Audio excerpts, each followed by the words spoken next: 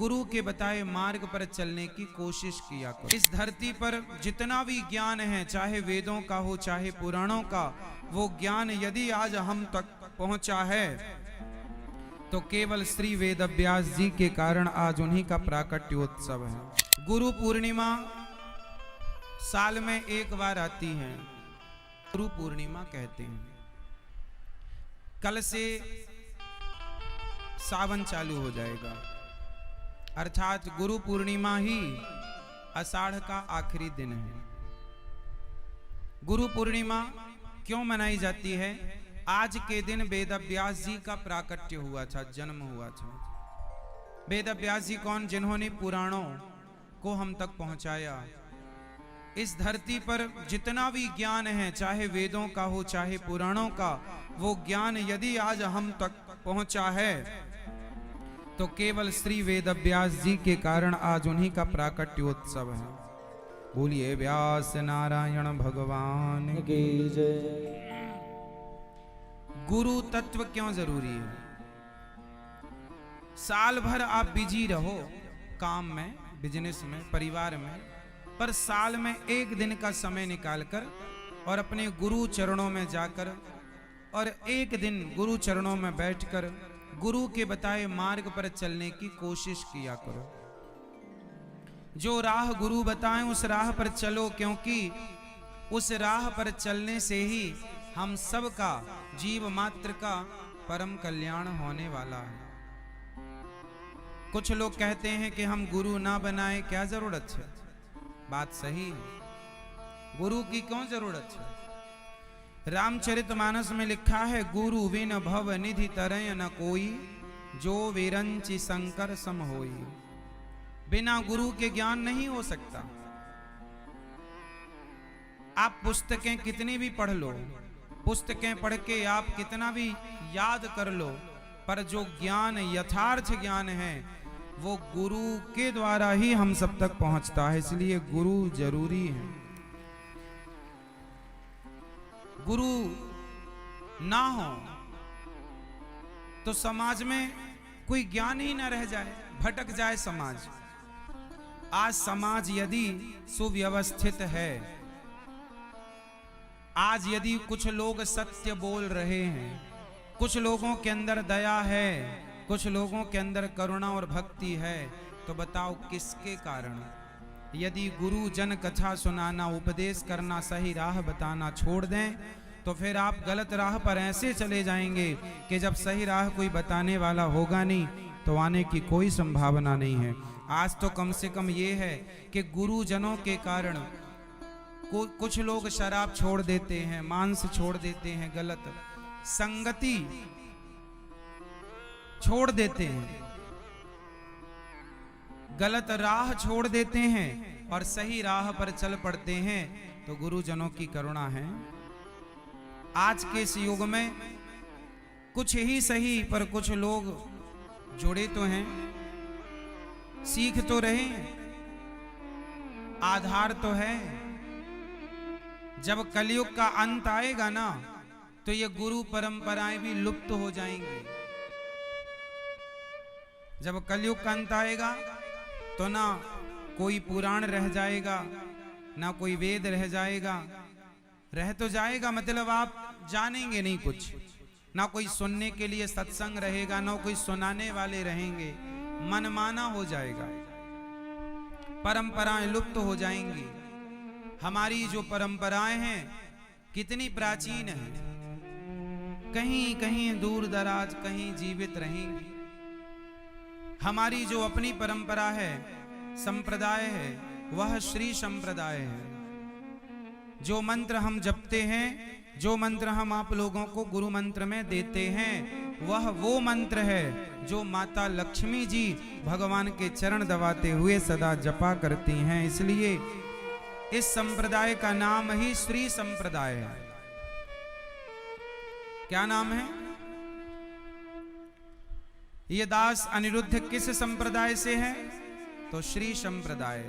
इस संप्रदाय से जो जुड़ता है उसके जीवन में कभी श्री मतलब लक्ष्मी की कमी नहीं होती, क्योंकि लक्ष्मी जी की संप्रदाय है ये।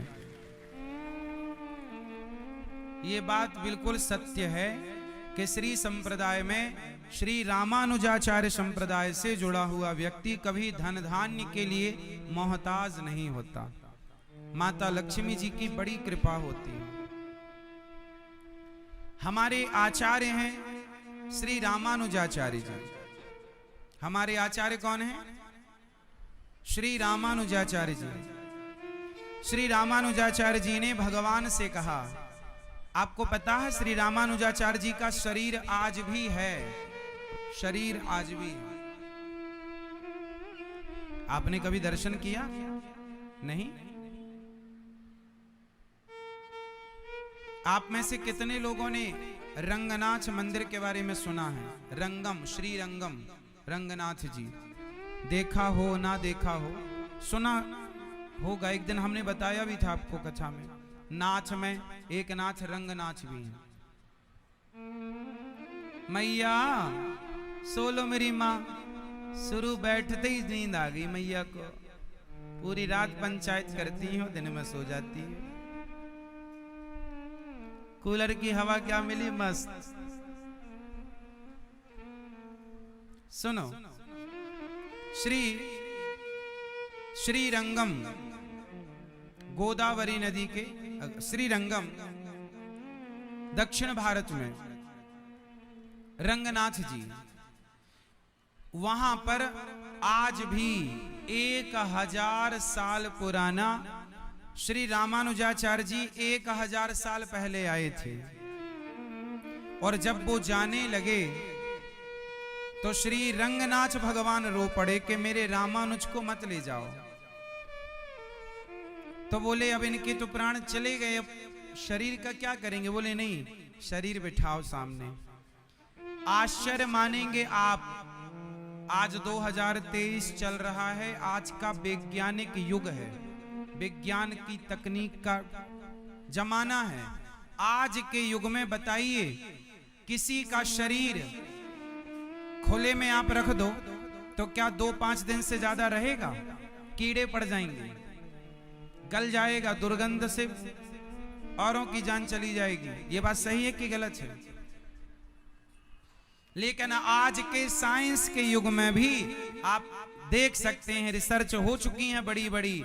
आज भी 1000 साल पहले जब श्री रामानुजाचार्य जी का शरीर छूटा तो उन्होंने, भगवान ने कहा इन्हें यहीं बिठाओ। आज भी रंगनाथ भगवान के मंदिर के ठीक सामने आज भी उनका जस का तस, ज्यों का त्यों वो शरीर आज भी वहां स्थित है। ऐसी मुद्रा में बैठे हैं, ऐसी मंदिर कभी जाएं श्री रंगम तो वहां पर प्रत्यक्ष दर्शन होगा। तो जो श्री रामानुजाचार्य जी का आपने दर्शन किया, इन्होंने भगवान से कहा, इन्होंने भगवान से कहा कि हे प्रभु आप मुझे को वादा करो, वादा करो। भगवान ने कहा क्या?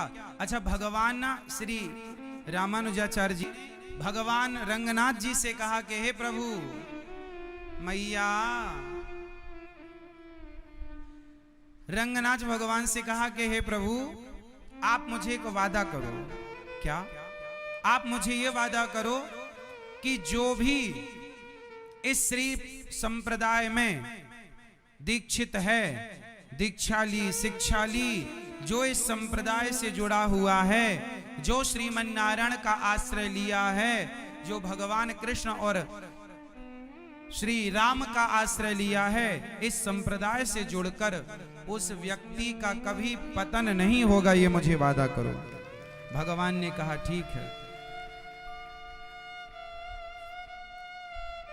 जो इस परंपरा से जुड़ेगा, उस व्यक्ति का वो कैसा भी हो, यदि आप जुड़ गए हैं, आपने बस एक बार कह दिया कि मैं रामानुजी हूं, बस रामानुजी मतलब मैं रामानुज परिवार से हूं। ये हम सब किस परिवार से हैं? श्री गौरी गोपाल परिवार तो है, लेकिन हम सब का मूल परिवार है रामानुज परिवार।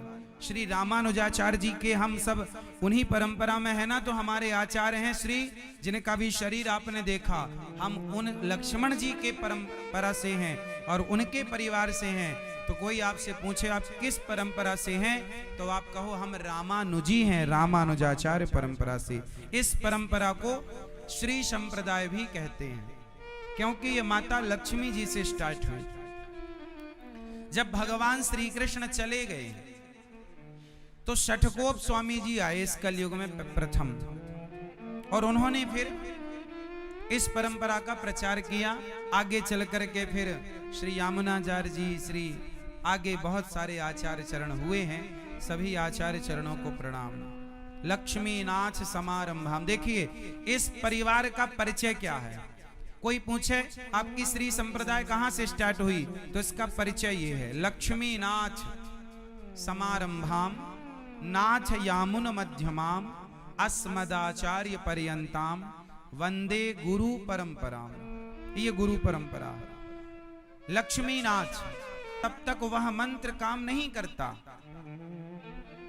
समझो, जो मंत्र हमने पाया वो हमारे गुरुजी ने दिया, उसे जपा, उसे सिद्ध किया, उनके गुरुजी ने जप कर दिया, उनके गुरुजी, वो जागा हुआ मंत्र परंपरागत मिला है। आपने बाजार की पुस्तक ली, उसमें वो मंत्र देखा, जाप करना स्टार्ट कर दिया, उसका कोई अर्थ नहीं। जब वही मंत्र जपा हुआ